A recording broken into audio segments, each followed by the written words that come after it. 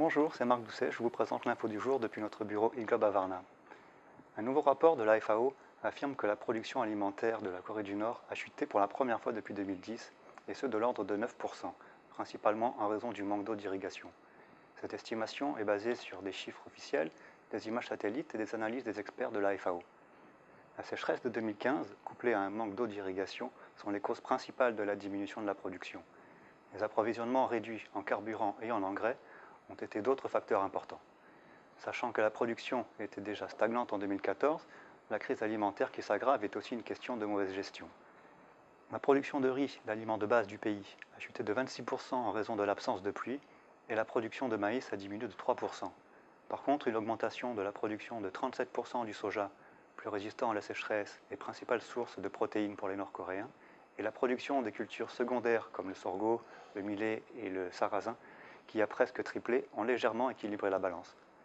Étant donné que le riz et le maïs représentent plus de 80% de la production alimentaire de la Corée du Nord, on comprend pourquoi la productivité du pays dans ce secteur représente la base de sa sécurité alimentaire.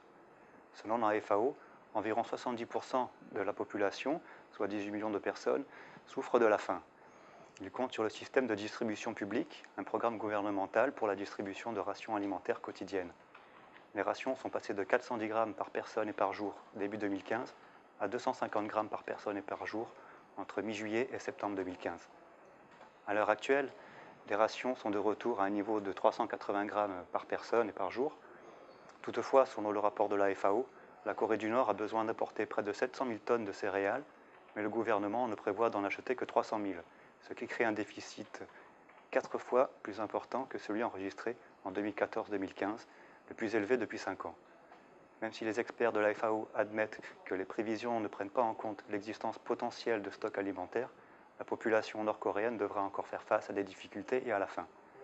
La FAO prévoit également de fournir des intrants et des équipements agricoles aux exploitations les plus touchées du pays, ainsi que des formations nécessaires aux agriculteurs. C'est tout pour aujourd'hui, merci de nous avoir suivis. Pour plus d'informations, rendez-vous sur notre site iglob.fr. À bientôt.